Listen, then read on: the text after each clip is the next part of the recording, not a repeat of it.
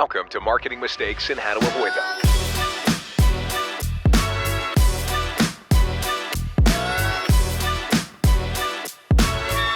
Here's your host, Stacey Jones. Welcome to Marketing Mistakes and How to Avoid Them. I'm Stacey Jones, and I'm so happy to be here with you all today. I want to give a very warm welcome to Andy Crestodina. Andy is the co-founder and chief marketing officer of Orbit Media, an award-winning digital agency in Chicago.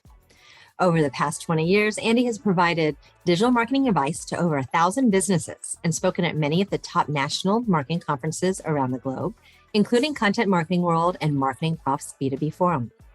He's a frequent contributor of a number of highly recognized marketing blogs, having written over 500 articles on topics such as search engine optimization, analytics, and visitor psychology. He's also the author of Content Chemistry, the Illustrated Handbook for Content Marketing. Today, Andy and I are going to be chatting about all things digital marketing and web design. We'll learn what works from his perspective, what should be avoided, and how some businesses and people just miss the mark. Andy, welcome. So happy to have you here today. Thanks for having me, Stacey. I'm excited. But what I'd love to do is start off by diving into what got you here today. What progressed your career where you ended up as a founder of an agency? Okay, late 90s, IT recruiter. Great time to be an IT recruiter, right? Tech bubbles getting bigger, Y2K, like lots of demand for lots of programmers.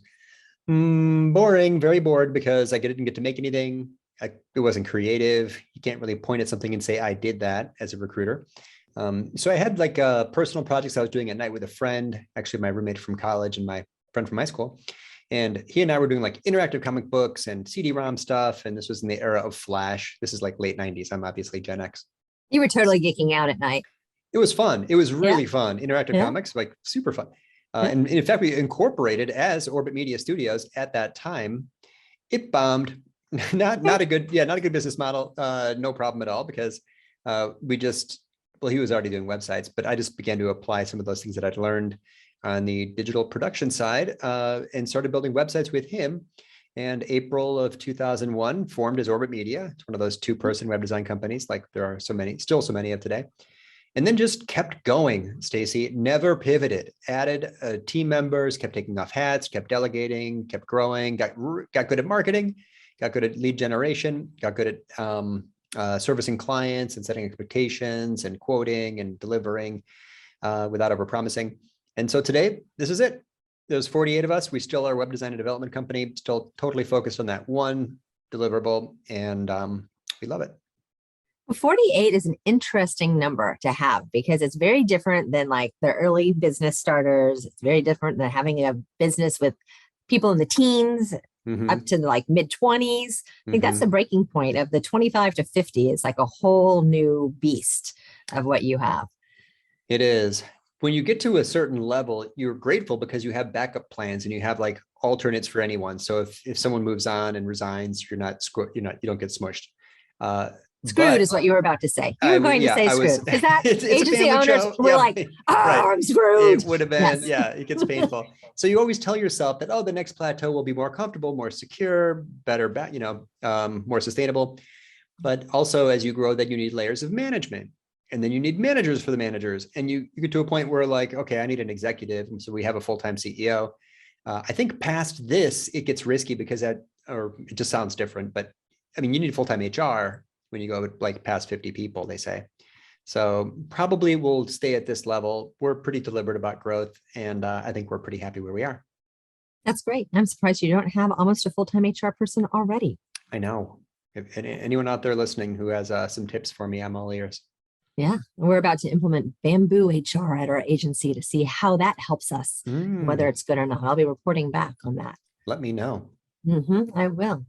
So you do all things digital marketing with a very big focus on website design. And that's been like your specialty, your niche. In your sleep, you can design unbelievable websites at this point, I am sure. What are some of the first things that you do when working with a new client to dial in on what they need? Two key inputs for web design are lots of interviews with the end users of the websites and potential prospects, top sales reps, important stakeholders, to understand what are the information needs of these visitors. What do people need to know before they'll buy, before they'll become a lead? What objections need to be addressed? What are our strongest proof points to support the assertions we're making, so our websites aren't just big piles of unsupported marketing claims? The other input is to audit the current site to see if it's performing for something already. We build sites for mid-market companies, some of which have high rankings and good keyword performance. So a site that fails to preserve the organic traffic from search just has instant negative ROI. And in some cases, the brand would have been better without redesigning their website. Websites that fail to do good, I call it data-driven empathy and research and interviews with potential prospects, tend not to have high conversion rates. They don't turn visitors into leads. And so those sites fail because they have, there's an information gap, and they don't really build confidence and trust and clarity with the visitor. So those are the two most important starting points for web design: stakeholder interviews and keyword research. And I bet on the first one, you get a lot of resistance where people are like, no, I know what I want. Just build me something pretty. And amazingly, when you think about, why do people decide they need a new website? I've actually done research on this. It's like, oh, our messaging changed, or, oh, our site looks out of date. Nobody redesign, or rare for someone to redesign their website because they say, oh, our current site has a low conversion rate because it fails to answer visitors' top sales questions. Nobody thinks that way. It's like, it's all about curb appeal and design and beauty, but that's not why your visitors are coming to your website. They're not thinking about their website as actually being part of their marketing funnel. They're thinking about it just being a landing page that people will be at, and oh, they'll love us so much, and they're going to love whatever case study we have there or blurb that we have, that they're going to call us and become a client instantly. Yeah. Or they rebrand and they say, oh, we've got a cool new tagline, even though it's a tagline that nobody really understands what it means. Like a visitor wouldn't look at that and say, oh, I have perfect clarity on what services you offer. And they just decide like, oh, time to refresh that. I'm going to update the site. We need to change these, the copy, and the copy they want to change it to is really like marketing speak that isn't super meaningful to the visitor. Right. And so they're not actually addressing the pain points of the visitor. All they're doing is addressing how they want to show up. And exactly right. And the irony is that as all of us use websites, right, as that potential client or whoever, that website owner, uses other websites, they judge those websites based on the information, based on the content. Nobody goes to a website to see how beautiful it is. They go to a website to get an answer to a question, to try to better understand if that company is going to be a potential solution to their problems. Funny I use that word. I've never seen it in keyword research. The only people who use the word solutions, in my experience, people who sell stuff, people who want, here's a common mistake. People make a big navigation item that says like solutions, when in fact, like that's not a term the visitor themselves would ever use. Very rare for us to use the word solutions unless we're selling something. So what do you do, and how do you get over people? How do you get people over themselves and willing to actually do these deep dives that they don't necessarily see as essential? And they're like, oh, there's a dime a dozen website designers out there. I can go to Fiverr and get someone if, what's this hokey that he's telling us? Yeah, I mean, if for those people, I would encourage them to just go to Fiverr and get a website, because I'm not going to be able to, go for it. That's not really what the game is about. But if your goal is to simply have a new website, you can get a new website for very low cost, almost free, right? Even free, literally free. Yeah. So people who say like, oh, I can't believe a website would cost very much money. I can build a website right now with one hand while drinking a beer. I have built a website with one hand while drinking a beer. It wasn't a website anyone will ever visit or has much reason to exist. But so what is the magic that causes websites to win in those two regards, cheese and mousetrap, as in they attract visitors and they convince visitors to take action? That is, the game is really about how the design and the content marry each other, how they work together to create a visual hierarchy that guides the visitor's eyes through a series of prioritized messages during which they get their questions answered and they see evidence to support those answers. That's visitor psychology. That's why we all take action and convert or don't on any website, is whether or not it ranked for the phrase we searched for. And when the person was there, they got trust and excitement, and they got comfortable and clear on what this company does. just enough so that they click that little, visually compelling, super specific call to action and fill out the contact form. That is a bit of magic. And to do it well takes 6 experts, 400 hours of work. I'm not even kidding. Like it's not a simple thing. And then how does all of this figure in? Because there's a big difference between developing a website for a general consumer push versus a B2b push. Well, B2B offers tend to be more high consideration. So the visitor needs more information. There might be more than one decision maker. They might be taking several weeks or months to decide who to hire, sometimes longer. Web design is one of those things. It's a high consideration decision. So that's a consultative kind of sales process. There, it's more important to put answers to sales questions onto web pages. And it's the kind of stuff where trust is ever more important. A more B2C thing, it tends to be more transactional, where the person just kind of has to see enough, they're acting more quickly. They're not as afraid of making a mistake. That's a big thing you have to do on web copy, is to overcome the person's fears. Why wouldn't this company hire us? You're not ready to write a website. And we should probably use that term instead of design. You're not ready to write a website until you know why someone wouldn't hire you. And if you haven't addressed that, good luck. Your conversion rates from visitor into lead will likely be low. Yeah, so if it's a transactional thing, it's low consideration, see some reviews, add to cart, you're good. If it's a consultative thing, high consideration, long sales cycle, multiple decision makers, then you need to really go deeper into things like case studies, testimonials, thought leadership content, original research, carefully manage a visual hierarchy, maybe some lead magnets, try to get the person to stay in your middle of your funnel for longer. It's just a very different, much longer game, way more fun, I think. What are some of the mistakes that happen along the way? Well, a lot of people have website navigation labels that sound like this. Products or services, solutions, blog, about, contact. Why would you do that? Dear God, it sounds like my website. It sounds like millions of websites, right? Yes. It sounds like millions of websites. So why wouldn't you? So try to answer this question. Why not be specific? Why not be descriptive in our navigation labels? Why not tell the search engine and the visitor what this company does in a split-second glance? Just do that. That's an easy one. So if we want to dive in a little to that, like you're saying, about, blog, what are other words that are better to use? Well, about and blog and contact are probably going to be there, right? Okay. And that's fine. And those set expectations properly. The job of the navigation label is to help the visitor accurately predict what they'll get if they click. So if you have one that just says solutions, that's a long word and a vague word. It doesn't accurately let the visitor, predict what they get. So if it says web design services, if it says podcast production services, if it says, video editing, if it says the name of the service itself, whatever it is that you're offering, right? Digital marketing, paid, whatever, social, and whatever it is, then the visitor can scan, and at a glance, they can see that they're in the right place. Basically, every visitor to every web page is asking themselves, am I in the right place? So specificity correlates with click-through rates. Specificity correlates with conversion.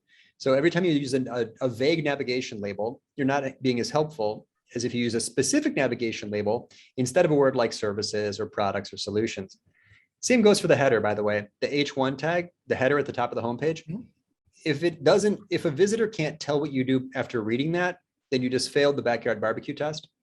Stacy, if I met you at a backyard barbecue and I say, what do you do? And you say, oh, I have the agility to plan for all futures. You're like, what? What the heck are you talking about? What do you do? I humanize technology for what? Like, I'm confused. So try to pass the backyard barbecue test. Next time someone asks you what you do, read your homepage headline and see if they give you a weird look. So is how you test for clients? Well, that's all. That's the only test. Now you know the whole test. So if we just look at it at a glance, you can tell instantly. It's also called the 5. Yeah. You go to a lot of backyard barbecues and just like say random things. I would eat a lot of barbecue if I did. It's actually a thing. It's called the 5-second test. If you upload a screenshot of your homepage to usabilityhub.com and then answer the question, what does this company do? You can see at a glance, like you can tell right away. So there it's called the 5-second test. It's sometimes called the 10-foot test, stand back 10 feet from your screen. Can you tell what this company does? Used to be called once the user is drunk test. If I had, 4 drinks and I looked at your header, could I tell what you do? There's different names for it, but basically the idea is to communicate quickly, clearly, accurately, so that the visitor knows that they're in the right spot and you can move on to the next question. And since I even just grabbed my phone to write this down, can you repeat that for anyone who might have missed? What is the website you're suggesting everyone go to? Usabilityhub.com is a way to create almost near instant panels of focus groups of people who are admittedly not in your target audience, but you can check things such as, can a visitor to this website tell what we do? So take a screenshot of anything, right? Take a screenshot of your social media bio, whatever, anything, and just upload it to Usability Hub. You can choose like 20 people or 50 people, and then just type in one question to go with it. And 6 minutes later, you're going to get 20 answers of people guessing what you do because your site was so vague. The navigation labels in the homepage header did not give the visitor any idea for what you do as a company. That's awesome. That's very cool testing. Yeah, a little market research in your back pocket of your computer screen. Super simple, really cheap and fast. I think it's like $50. Okay. What else? What are other things people do wrong? A lot of people fail to put themselves on their website. They don't like the way they look. They don't like their picture. They don't want to be little companies often try to look big. Big companies often try to look small. Weird, right? Is that is it just me? That's why do big companies want to look little and little companies want to look big? They want to appeal. They want to like be embraced. They want to not look like the corporate non-hearted giant that they might actually be. I like how you said that, because that's sort of the point, is to not look like you're heartless. So look human. Every brand should just try to look more human, try to look more personal. So I have access to 500 plus Google Analytics accounts. I'm in them all the time. I've been in 3 accounts today, and I can see people's top pages, right? What do visitors tend to go to? The About Us page is one of the most popular pages on almost every website. Okay. Why does someone go there? Because they want to see who you are. The team page, if you have a team page, often one of the top pages. So take the hint and put yourselves all over your website. Put your face, put your name, put a quote from yourself on different pages. Better yet, put a quote from a client as a testimonial. Try not to build pages without evidence of some sort. But yeah, there's people who just think they don't like the way they look, or they don't think that their photography is like A+, when really the goal is to just look legit, just be human, just be yourself. So that's a really common mistake, is people that build sites that just look like a bomb went off and all the people are gone. It's super weird. So more so actually pull back the curtains a little bit of your company and show the human behind the scenes who's actually either doing the work and the services or building the product. That's right. The who are these people? Very common question. That's why what is the intent of the visitor who clicks on About? Think about them. What do you want when you click on About? And faces and people. I mean, Facebook, one of the most popular, I don't use it. I think it's a creepy website, but I mean, Meta? One of the most popular platforms on the internet. Guess what? The word face is in the name. That's how powerful faces are. Like, Don't leave that out. Yeah, I think a lot of people, we do influencer marketing at our agency at Hollywood Branded, and the brands are always like, we want to have an organic connection. We want it to be authentic, all the things that, we want. But what you're saying, you need that also to have that organic, authentic, real, humanizing connection of the real being the keyword here on your website too. They're trying to feel a connection. That's why they clicked on About. If your About sounds boring, expected, vague, show some weakness, be vulnerable, maybe like talk about, like, it's like you asked me about myself. I told you about a failure right away, right? I told you about a risk I took right away. Go rewind to that first part of that conversation. Like, that's really what you wanted, right? Is to know the truth about what this is, who is this person? What do they believe? Where are they coming from? What's the origin? So yeah, I think, and knowing that that's so powerful, I wouldn't wait until the visitor clicks on About. Elevate, our designers say, surface, push that face up, push the characters of this story up out of the About page onto some other pages, right? Like, are there any faces of anyone who actually works at your company on your homepage? If not, missed opportunity. What about your top service pages? If not, it's a missed opportunity. So that's keeping it real. Costs nothing, makes a big difference. Right. How do companies deal with if they have different personalities on their home pages, on their website, keeping up with the fact that employees turn over, right? And I think that's a big fear with a lot of companies, especially those that are a little bit more entrepreneurial and small and mid-sized, not your corporate heartless companies we're talking about. They have lots of people to pull from. But how do you make sure that, are you constantly refreshing it? I mean, hopefully your employees aren't going out the door all the time at a rapid, fast speed, but that's something you have to plan for, right? Sure. I think the photography is one of the places where that gets you, because if you take a group photo with 6 people and put that at the top of your about page, and then someone leaves and you're kind of like, well, it's still kind of okay. And then another person leaves and then you hire a new star performer, and pretty soon it's like, well, 4 of the 6 are here and one of the person, so just avoid the big group shot. First of all, if you use a very simple background for photos, then it's much easier to do color matching as you take new photos. You could do something simple, like just drop out all the color and go duotone or black and white. And then it's very easy to add photos and scale up and down the about pages or the team bio pages. And similarly, I mean, if you've got the budget, maybe you could do something interesting with like an illustrative style. We had a client that was financial services, and we recommended that they use a Wall Street Journal style head cut looking engraving for each of their investment professionals, kind of like you see in the Wall Street Journal, or like you see on Money. Yeah. They loved it. They went all out. They got an artist, and everyone that joined that company forever after got their own head cut, and it looked awesome. They put it on their emails. They put it on their social bio, their social profiles. So, but basically, yeah, just be ready for it. And if you've got people walking out the door every other week, you've got bigger problems anyway. I'm not sure. Yeah. Well, I like the edge cut idea. That's very cool. Mm-hmm. Yeah. They're like wood. It's like an engraving, right? You know, the style. Yeah. If it's brand aligned, and you've got the budget, maybe make it awesome, because it, after all, is one of the most viewed things that you'll have on your website. And you can also always take this over, because everyone wants to, into your social media universe, where you can share this over and over again on other platforms too. People love that. And your team will be excited to have their own, little illustration made for their, but yeah, I think that's a big benefit. Also, if you want a little boost on social, if you like, Facebook and LinkedIn are both blue, so any warm colors that you use there, like if you drop out the color of if you drop out your background of your photo and replace it with a warm colored background like orange or yellow or red, it will pop. It will stand out against all the other social profiles in the stream. So if you look at my LinkedIn bio, you can see I've got like an orange background behind my head, which makes me again, visual hierarchy, right? This is how the human eye works. This is biology and the chemistry of the brain. So you can make yourself more visually prominent within social streams by choosing a warm color background, and makes it easier to color match if you have turnover at your company on your team pages.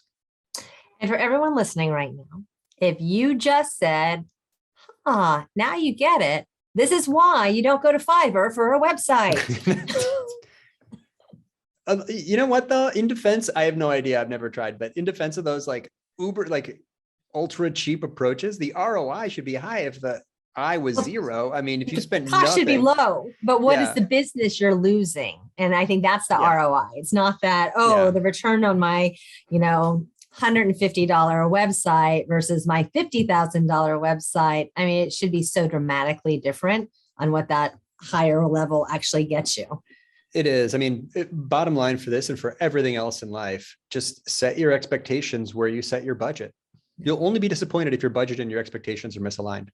So if you spend $100 on your website and you have no expectation except having a online presence for your softball team or whatever, like, great, mission accomplished. You should be happy. Right. But don't expect to rank or convert visitors into leads with a site that you literally put, next to no effort into. What else? Since we're on a roll here, we all know that we're all going to have orange backgrounds behind our heads shortly. What else are mistakes people do? The thank you page is a big mistake. A lot of people's thank you pages say just 2 words, thank you.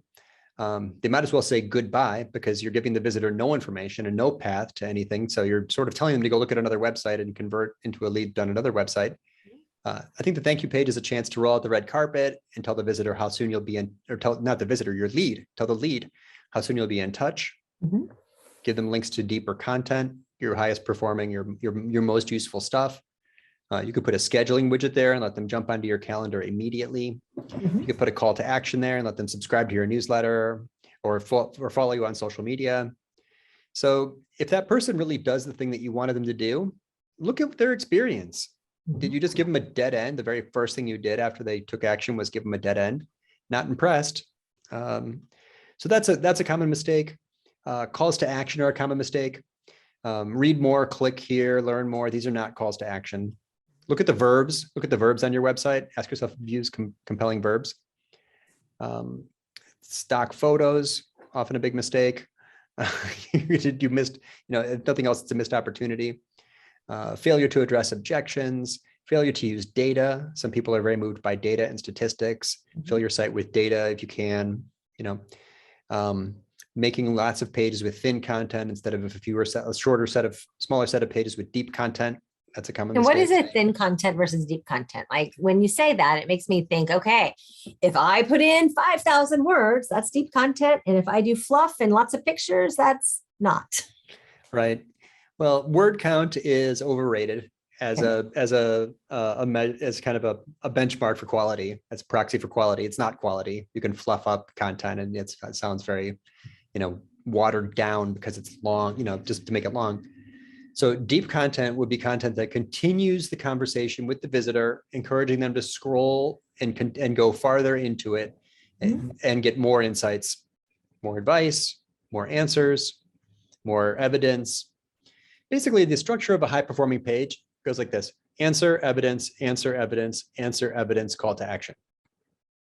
They see what you do, how well you do it. They see how you can do it for them, how well you're doing it for others. Call to action. Now I'm ready. Thin content would be, we love us, we're number one, and we do ABC, contact us. It's only it's likely much shorter, probably just a few hundred words. And it stinks because it's not differentiated. It's boring. It doesn't, it's not clear. It doesn't emulate a sales conversation. The best pages emulate a sales conversation. What about landing pages? I think your face just shifted, by the way, for all of our listeners. Like, I swear he just had like this weird little twitch. He's like, oh, landing pages. Landing pages. Well, so there's two definitions. Landing page is literally the name of a report in Google Analytics, and it just means the first page the person visited. But what you probably meant and what most people mean when they say that is like a campaign landing page, like an unbounce landing page. Yeah. So a landing page in that context is a page that has one very specific traffic source, such as pay-per-click or email or display, and one very, very specific goal. Fill out this form, download this guide, something like that. So as such, the landing page is kind of the opposite of a home page. The home page is the page for which you know the least about your visitor. Anybody comes from anywhere, who knows how, the home page has to try to serve everybody. But the landing page can align so specifically with what they clicked on. A helpful way is to think of it this way. What is the true story in the life of the visitor to this page? Keep asking that question. Landing page. What is the true story in the life of the visitor to this page? They just clicked on an ad that offered X, Y, and Z. The page needs to talk about that right away. Use the same words, be very specific, because you know a lot about this visitor that came from that one click. So landing pages can be laser focused. They should have few distractions, maybe even no header navigation. Lots of landing pages, you build them in a tool like Unbounce, you don't have the main website's header navigation anymore. And then unlike, I think they're weak when they just have a contact form at the top. Just keep going. Even if most visitors don't scroll, those that do, you can keep giving them more and more reasons to believe. So I recommend that landing pages actually use that same tip we gave a second ago about deep content. But they're fun to make because you know so much about the visitor and you have really just one very specific purpose for the page, for them and for you. Yes, to get them to pay you with their information. That's right. The ethical bribe. Yep. The lead magnet, the content upgrade, the ethical bribe. there's names for these things. That's great for list growth. I actually, Stacy, I use none of them. I have no gated content in all these years, 20 years. I've never used any gated content or any landing pages, but I'm meeting my goals without it. So that's working well. So, and the reason why you've done that is you've figured that if you just make it all free, you don't have to grab people, and ultimately the people who are coming to you legitimately want to engage. Yes, that. And there's another kind of more subtle and indirect benefit from having everything outside the gates, which is I need websites to link to us because I'm playing the SEO game and I'm trying to grow my domain's authority. And when enough websites link to you, your site has so much authority that you can rank for very competitive key phrases. I'm trying to dominate my category for phrases like Chicago web design. And to do that, I need lots of links from lots of places. I think if you put your best stuff, like we do a lot of original research, if you put your best stuff behind gates, then you're not as likely to get links from other sites because some of the editors who might link to you decide not to download the thing and get to the juicy nugget that's worth linking to. So part of our content marketing is about growing our domain authority by having link-worthy assets. And for that reason, I keep everything ungated. And obviously it's working well for you. 900 leads a year, and we only need 50 projects. So we are growing at exactly the rate we want to, which probably will slow down because I don't want to hire full-time HR. Do I have to? Yeah, you're going to have to. I was about to say, you have to hire the HR part now. With the HR, oh man. I'll think about it. If you have someone who's handling HR, then maybe you aren't. I'm definitely not doing that now. Someone else is. Other people are. It's probably eating away time from the managers. You have full-time HR already built in with you, and you just have people who are working on doing little bits here and not working on those, 52, 53, 54, 55 account numbers of your 50 that you need to have to get you closer to that 900. You're giving me a great idea. I wonder if the lack of HR as a function here is making our managers less efficient because they have to deal with it all themselves. We actually found that. That's why we ended up diving in. Now we went and got someone to head and lead and do all things HR, namely because my husband and I both don't want to. He's the COO, I'm the CEO. And it's nice having that layer before you, and more so just the busy work and working on building the company versus whose sick day is what do they need to do now? Right. But we hired someone who has a dual purpose where they're HR, but they're also sales on certain things that they have a specialty like focus. Okay. So I don't feel like, we're spending all this money on just HR. I feel like, but we're investing in like this person who happens to have this other skill set that's going to be golden and help us. We do that with our accounting department too. That is often combined with HR, the controller role. Yeah, I think that's not uncommon, is to find the HR accounting combo. All these things are totally outside my comfort zone. So much fun though, as being a business owner. They're all things that you get to do. So for all of you guys listening who are not business owners, this is what you are missing out on. It's your big chance. Start a company and do some HR. And HR is one of the first things you're going to have to do. And it's one of the first things as you grow that you want to hand off, even if you don't hire someone for HR, just like Andy just said, my managers are doing those tasks. Yeah. Someone's got to take care of the team. Yeah. They're still the most important. Well, Andy, it's been fantastic talking to you. How can our listeners find you? Because I know it's not gated and I know you have an online presence. Orbitmedia.com. I write one article every 2 weeks. If you were to subscribe, you'll get my best advice there. Literally just one email every 2 weeks. LinkedIn's my best social network. I kind of poked fun at Facebook, so you can probably tell I'm not much of a Facebook person. And the book has almost everything. It's called Content Chemistry, and you can find it on Amazon or find it anywhere. And with the book, it's going to dive into all things that you should not be doing and how to be doing it better. Everything I know between two covers for the price of a small bar tab. Well worth it. Look at that. That's pretty good. Or a very expensive cup of coffee. You've got a coffee problem if you're spending that much on a coffee. Andy, any last words of advice to our listeners today on all things website? Well, and on the topic of mistakes, I'd encourage people to make mistakes. I mean, take chances, experiment. Every idea you have is in fact just a hypothesis. Try it, test it. Every best practice that we just talked about is really just a hypothesis. Go try it for yourself and see if it worked. It won't necessarily work for everybody. These are all testable. It's a big game, and analytics is the scoreboard. Play and keep tweaking your game and you'll win. And the good news is people like Andy are going to stay in business forever because we have Google making algorithm shifts all the time that you have to stay on your toes about, because what you do today that works might not work tomorrow. Might not. Yeah. Well, Andy, thank you again so much for joining. This was lovely. Thank you, Stacy, for the opportunity. I had a great time. Awesome. And then to all of our listeners, thank you for tuning in to another episode of Marketing Mistakes and How to Avoid Them. I look forward to chatting with you this next week. And until then, if you ever have any interest, needs, curiosity about all things product placement, integration, influencer marketing, that's what we do here. And I'd be happy to chat with you or I'd connect you with our team. Have a great one.